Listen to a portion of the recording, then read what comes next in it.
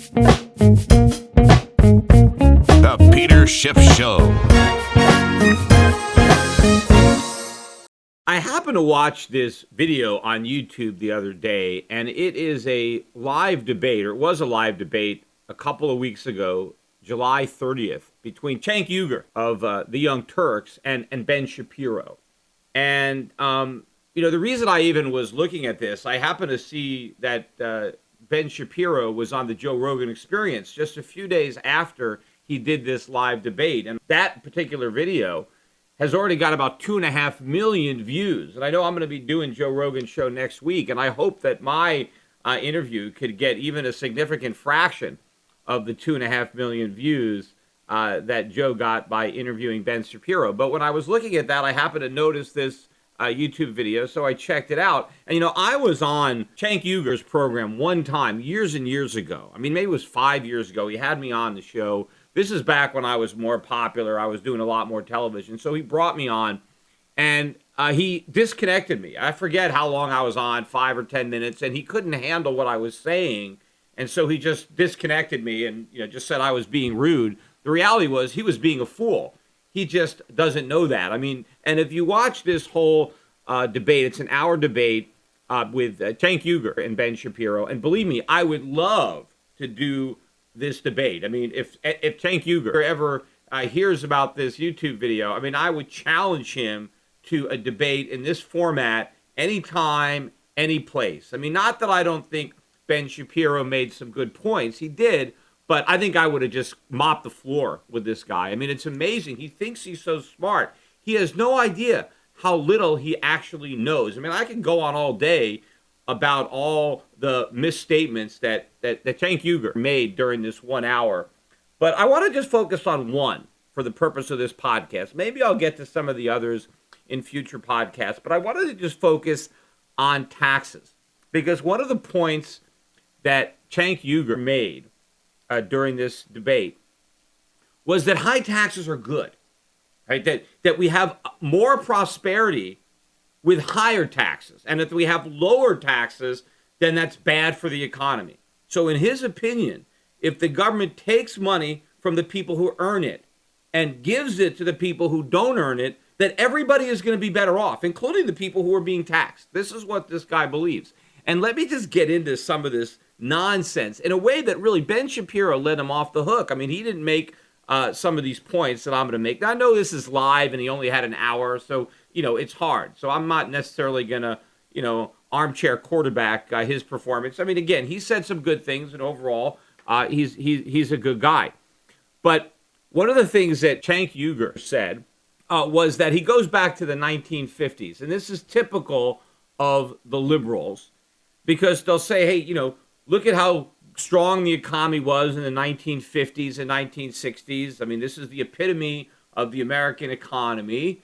And income tax rates were 91%, actually 92% in the early 50s. They cut them to 91%. I mean, why bother, right? Oh, taxes are at 92%. Hey, let's cut them. Okay, let's make them 91%. I mean, I don't know if somebody thought that was a tax cut. I wonder if there was anybody that opposed that thought that was a giveaway to the rich, to cut their taxes from 92% to 91%. But 91% is where taxes were for most of the 1950s and the early part of the 1960s. In fact, when I was born in 1963, the top tax rate was still 91%. And then John Kennedy cut them. His famous tax cuts brought the top rate down from 91 down to 70, right? So still pretty high.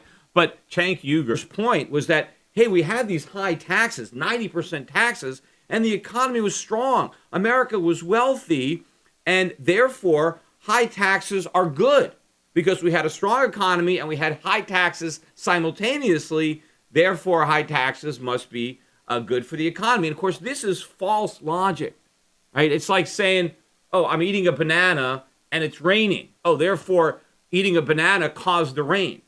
Right? Those two things are unrelated. They have nothing to do with one another. And the fact that we had a wealthy economy in the 1950s and 60s and that we still had high taxes they're just two things that happen to occur at the same time. It's not that the high taxes were the reason for the prosperity. In fact, it's the reverse. The reason that we were so prosperous in the 1950s and 1960s is not because of how high the taxes were then during those decades, but how low they were in the decades before that.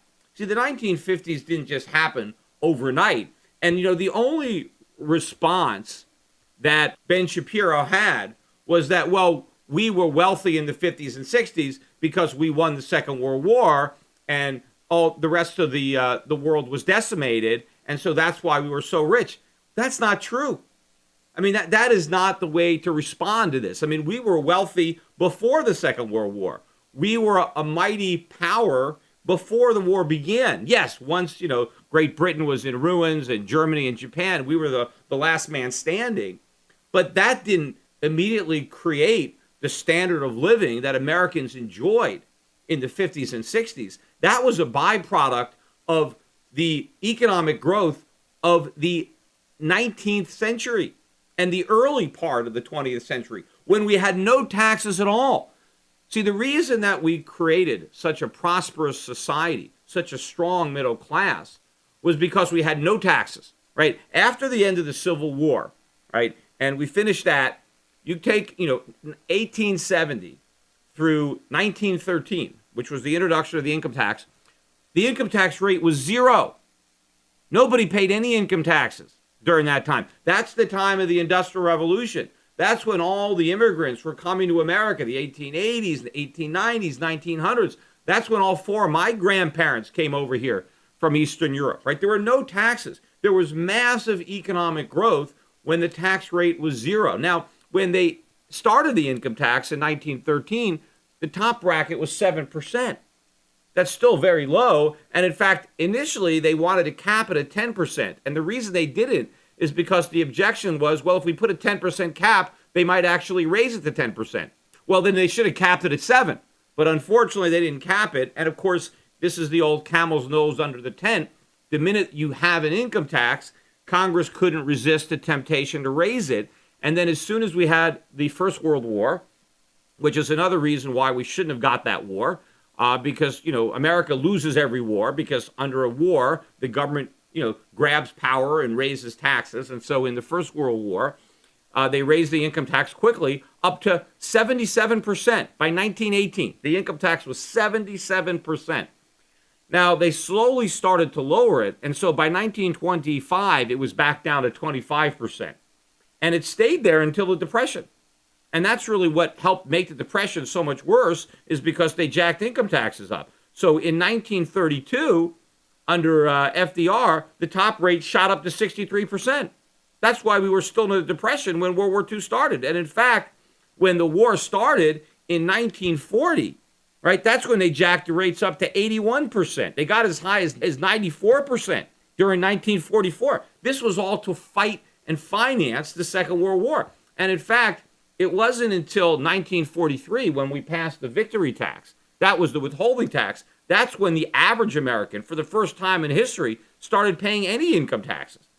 And so these were all wartime taxes. Now, also, there were no Social Security taxes in the 19th century. In fact, no one paid any Social Security taxes until the 1930s. And then it was only a 1% tax on a small portion of your income. And if you were self-employed, you were exempted. So if you were a small businessman, you didn't pay any Social Security tax. Now you're paying 15% on your first 100 and some odd thousand, and then you pay the Medicare tax, 3%, 3.9% on everything. So back then, you had no income taxes, really no payroll taxes. That's what built up the American middle class. That's why you had such a high standard of living in the 1950s. It's not because the wartime taxes were so high. See, the problem is those taxes were never lowered. See, once the government won the war, they kept the high taxes. And it's not a coincidence that the 1950s, right, really marks the zenith of America's power, of America's might, of America's standard of living, certainly on a relative basis, relative to the rest of the world, but even just relative to itself. I mean, you go back to the 1950s and think about what it was to be middle class in the 1950s. If you were a typical guy, didn't go to college, maybe you graduated high school, maybe you didn't, right? You could get a job, pretty much any job.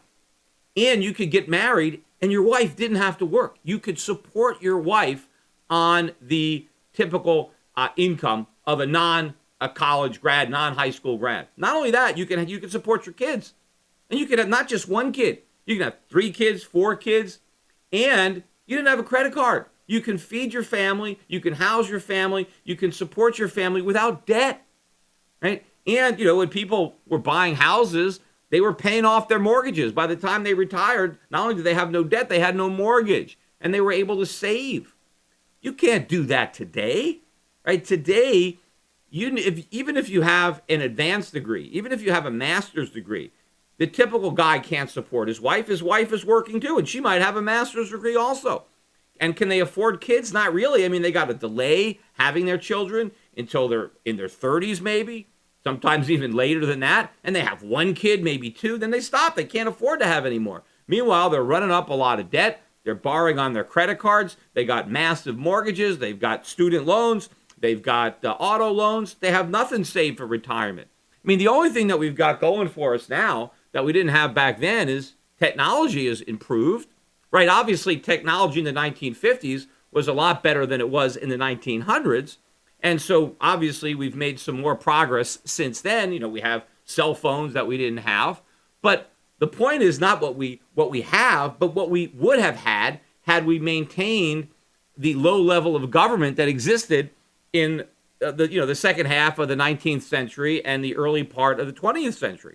Because could you imagine what life would be like in America if we still had those really, really low taxes and we had the benefit of the modern technology? First of all, we'd probably have even better technology. Had taxes been lower, had government been smaller, who knows all the things that would have been invented that haven't been invented. So we would have even more stuff. And the fact of the matter is all this technology should have reduced cost and led to a higher standard of living.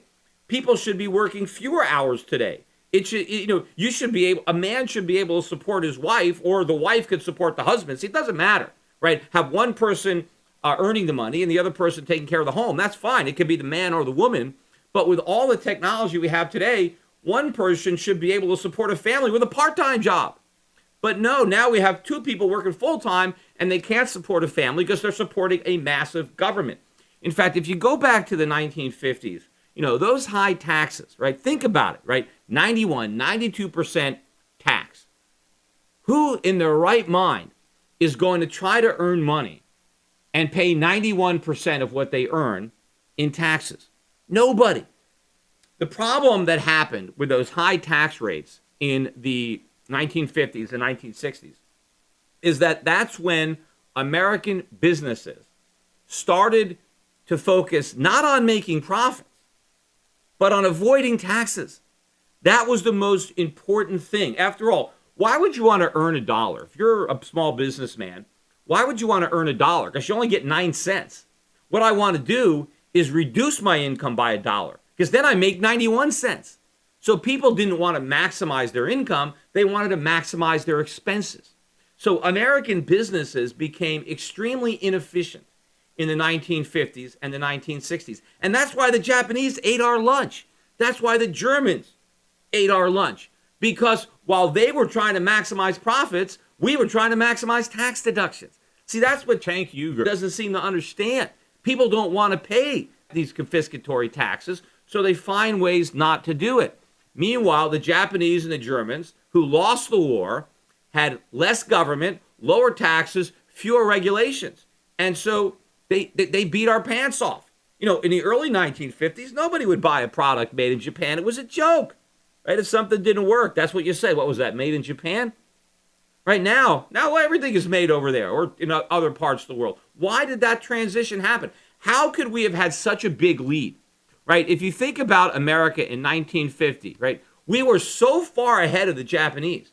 Japan was in ruins, right? Germany was in ruins. We had everything. They had nothing. How did they ever catch up? The reason is we got big government and they got small government. They copied America from the 19th century, and we progressed into this new era of high taxes and big government. And so they lost the war, but they won economically. We won the war, but we lost economically because with the war, we got big government.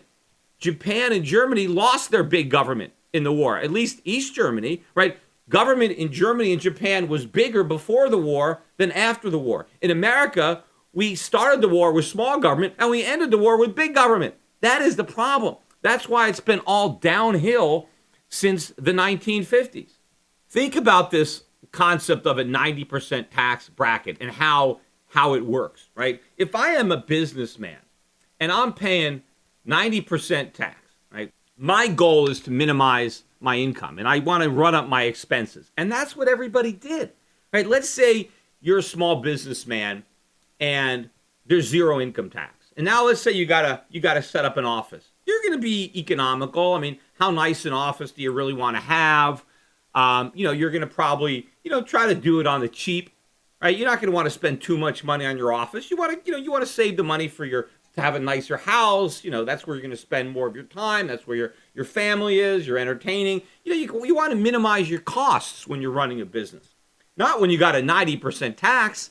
There, you want to maximize your costs. You want to minimize your profits. So now you start, fancy. Let me have some Italian marble flown in here. Let me have really expensive furniture. Let me have the gold leaf and, all kinds of fancy wood. And I'm going to buy the most expensive stuff I can afford. Why? Because you're not paying for it.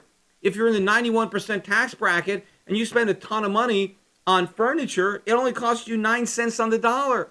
So if you spend $100,000, you spent $9,000, right? I mean, I'd rather have the furniture than the cash check from the IRS. That's what happened.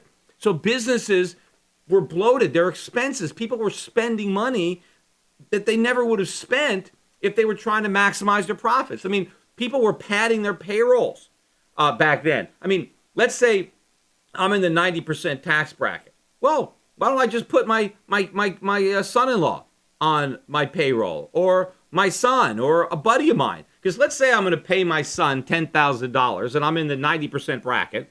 Well, I mean, if I didn't pay him the $10,000, I was only going to keep $1,000. So let me pay him $10,000. Maybe he's in the 20% bracket, and so now he gets $8,000. Well, what's better? I have $1,000, or my son gets $8,000. So this is what happened. People had all kinds of entourages. Everybody was on the payroll. No one actually had to work. People were just putting people on the payroll to lower their taxes. And of course, back then, there were lots of deductions. It wasn't like the code today. There were a lot more deductions back then. It was much easier for people to put all their personal expenses on their businesses, which is what they did. And so these businesses were not lean and mean. They were deliberately created to be inefficient. So how could we compete when you have German businesses and Japanese businesses trying to maximize their profits, and you have American businesses trying to maximize their losses? Everybody thinks profit is a bad thing, right? I mean, especially, when I hear this talk about healthcare, we got to take the profit out, right? That's why healthcare is so expensive, because of profit. But if we just didn't have profits, right, that's the whole Marxist theory. Profits are bad, right? Profits are good. Profits are the reward that an entrepreneur earns by effectively organizing the factors of production in a way that creates value, right? If you earn a profit, right? If I produce a product that I can sell for $100 that maybe it costs me $50 to make, if somebody buys it from me, then I've created value. Because if somebody voluntarily buys a product from me and gives me $100, that means that they like my product better than that $100 because they decided to make the exchange. They decided that giving me $100 in exchange for the product that I've created will improve their lives. They are better off with the product than the $100. Me, I've decided I'm better off with the $100. I'd rather sell the product. So I've created a profit, but it's a win-win. Everybody benefits. And so profits are good. You want to maximize profits because then you're maximizing the value that's being created. You're maximizing the gain from utilizing resources. You're maximizing everybody's standard of living. A loss is bad. You see, a loss means I'm taking scarce resources and I'm destroying value. If I create a product that costs me $50 and nobody will give me even $50 for it, if the most I can get is $30, I've destroyed value. I'm going to go out of business, which is good. Losses drive inefficient entrepreneurs out of business. They get punished because they failed. Profits are the reward for success. We want more profits. We want to encourage profits. Profits don't diminish our standard of living. Profits are why the standard of living goes up. But when you have high taxes, you are taxing profits. You are minimizing profits. You are creating an incentive not to create profits. You're creating incentives to produce losses. And that was the beginning of the downfall of the United States. So when guys like Cenk, look back fondly at the days of 90% taxes, and to be fair, even Cenk was saying, yeah, maybe 90% is a bit high, right? Maybe 70% or something like that, like we had, after John F. Kennedy. But all of these taxes, all of these high taxes are disruptive, apart from the fact that it's being immoral, apart from the fact that it's theft. You're taking money away from people who earned it. And of course, they always try to say, well, we need it for the roads. Yeah, the roads are a tiny, tiny part of what the government does. Most of the money has nothing to do with the roads. And believe me, the private sector could create roads. If the government wasn't doing it, the private sector could build roads, and they could probably build them more efficiently than the government can. But even if we're going to let the government build the roads, it doesn't take a 90% income tax. In fact, you could build the roads without any income tax at all, because we had roads in this country before we had an income tax. So that proves that you can have roads and no income tax. What we obviously have now that we didn't have before the income tax is a gigantic welfare state, is government, running Social Security, Medicare, now Obamacare, all the things that government is doing now. That's what you need an income tax for. But if you want government to do the things it's supposed to do, if you want the government to do the things that the Constitution authorizes it to do, then you don't need an income tax at all. One of the comments that he made was that it's a good thing to take money away from rich people and give it to poor people, because poor people will go out and spend it, and the rich people will just hoard it. They'll just save it. And so the poor people are putting the money back into the economy, and the rich people are just somehow taking the money out of the economy, which is a complete nonsensical argument that every liberal makes, every Keynesian makes, as if savings is a subtraction from the economy. I mean, if poor people are spending their money, where are the products coming from that they are buying? Somebody had to produce them. And where does production come from? It comes from capital investment. And where does that come from? It comes from savings. And this here, at least, is a point that Ben Shapiro made. He made this point actually by pointing out that somebody invested $4 million to get the Young Turks started. And Ben said, well, where'd that $4 million come from? I mean, you couldn't have started your company unless somebody saved that $4 million, right? Businesses are formed through savings. Jobs are created out of savings, right? Without savings, there's nothing. Without savings, there's no products for people to buy. So you can't say that we need to take money away from the rich because those idiots are going to save their money and invest their money. We need to give it to poor people who are going to go out and spend it. They'll have nothing to buy. You need to leave the money with people who earned it, because investment is what drives economic growth. We're not rich because we spend because we produce, and we produce because we save. So any taxation policy where the goal is to take money that would have been saved and invested and convert it into current consumption is guaranteed to lower your standard of living. And that is why our standard of living has gone down so much, because of this progressive income tax, because we've been doing exactly what Cenk Uygur thinks we ought to do, because we've been taxing away money that would have been saved and invested and converting it to consumption. Our standard of living has been falling.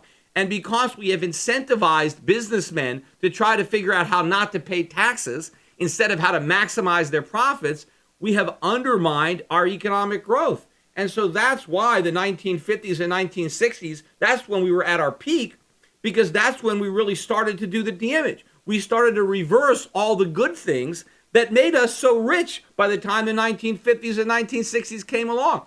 But you have all this nonsense out there. You got all this false logic out there trying to create this phony narrative that taxes on the rich are good, that taxing production and taxing savings are good, and just doling out money to the poor and the middle class through government subsidies is good. Now, what is this good for? This is good for politicians. That's a great strategy for votes. I'm going to take from the rich and give to everybody who votes for me, right? I mean, that's a great strategy to get votes. It's a great strategy to get elected, but it's a lousy strategy for economic growth. Now, I understand why politicians want to espouse that because it gets them votes. But what's Cenk Uygur? I mean, he's not running for anything. He's just ignorant. He just actually believes all this nonsense. I think he's sincere.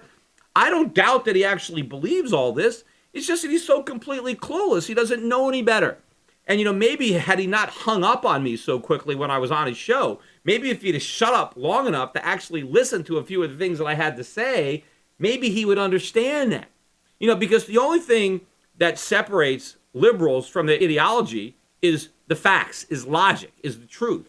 So it should be possible to educate a liberal and make them a conservative, make them a libertarian. In fact, this happens all the time, right? There's an old saying that says if you're not a liberal by the time you're 20, you don't have a heart. And if you're not a conservative by the time you're 30, you don't have a head. See, a lot of people start off as liberals when they're young and they don't know any better. But then as they get more knowledge and experience, they become conservative. Now, I don't know what Cenk's excuse is because he's a lot older than 30, right? And he's still a liberal. So why didn't he grow, right? Why didn't he get any smarter? Why didn't his experience running his business, why didn't he start to think about these things? I mean, why is he still mentally a little kid, right? Because politicians, you don't know what they actually believe because they're trying to get votes and they want to appeal to the little kid in everybody. They want to be the Santa Claus, giving out free stuff, right? They don't want to be the Grinch to steal that free stuff, which is how the left paints the right. But it is possible, but nobody goes the other way, right? Nobody starts out as a conservative, as a libertarian when they're young, and then they become a liberal when they get that. Just doesn't happen. I mean, is it the exception that might prove the rule? Yes, I'm sure we could find some example of this happening somewhere in time, but it is so rare. It is always the other way. The evolution is from thinking with your heart to thinking with your head. And all this nonsense that he's talking about has to do with thinking with his heart. I mean, the same thing. I mean, Cenk Uygur mentioned that when he was in favor of single-payer, socialized health care, he said, look, I'm a capitalist, right? But I just think the government should provide health care and education because they can do it better.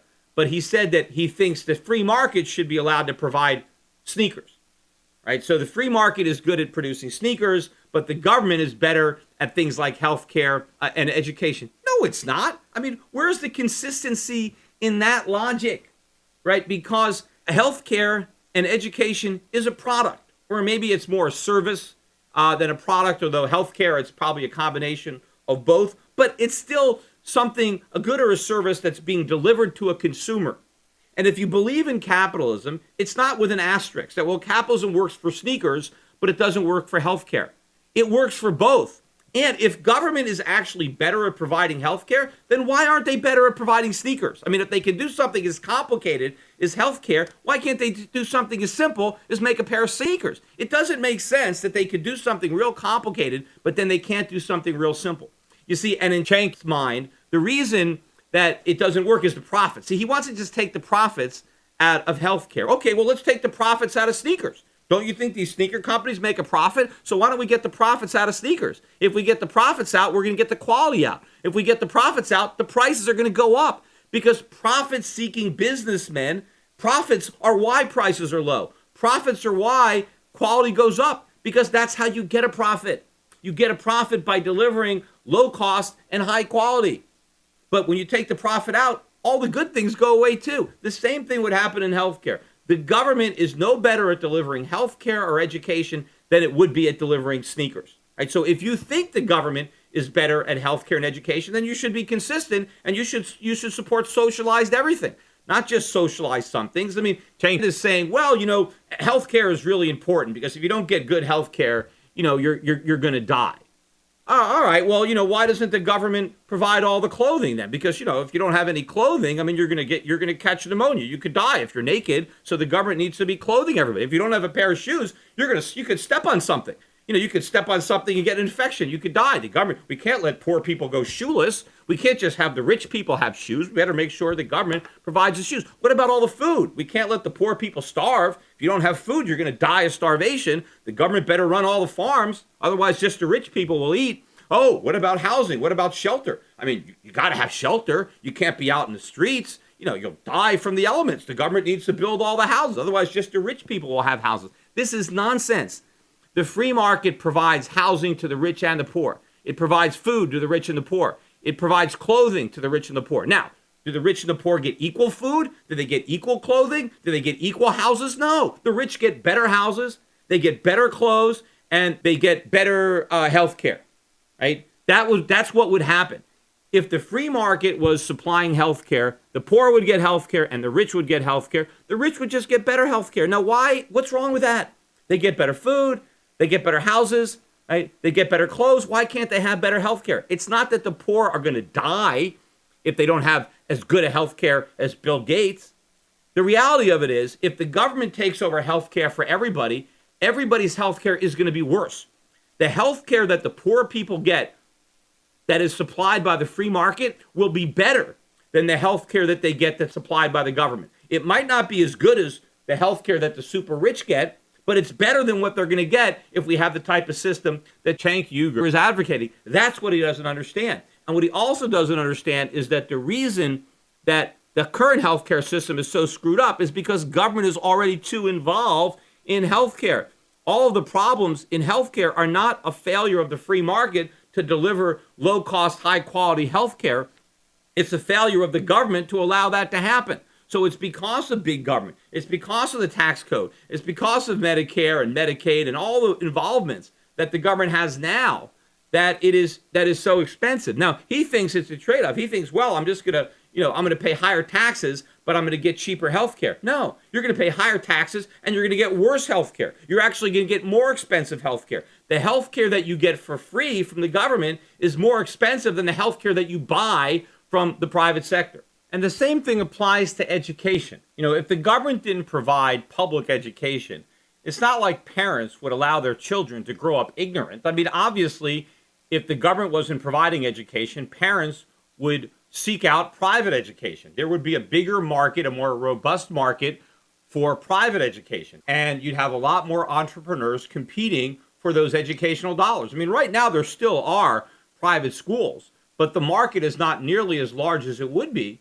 if so much money wasn't taken from families to pay taxes. Because if you're going to send your kids to private school now, you still have to pay your taxes, right? So you still have to pay your property taxes to finance the government schools, even if you don't send any of your kids to government schools. So in order to send your kid to a private school, you have to have enough money to pay for the public schools that you don't go to and then pay for the private schools on top of that. But if the government wasn't providing the public schools, then every family would have a lot more money to shop around for a private education. And believe me, that private education would be much better than the lousy educations that a lot of people are getting in the public schools. In fact, I don't even think they're educations. I mean, a lot of our public school systems are nothing more than glorified daycare. This is what happens when you turn over something as important as education to the government. The more important something is, the less the government should be doing it. I mean, I guess if the government made our shoes, okay, so we'd have lousy shoes. That's worse than having lousy education. And that's what we've got because the government is in charge of education because the government doesn't care, right? If you got a public school, right, do they care if your kids learn anything? There's no competition. They don't, you're stuck in that public school system. The public schools are run for the benefit of the teachers, from the bureaucracy, the administration. No one cares about the kids. They take a back seat to everything. But in the private school, it's all about the kids.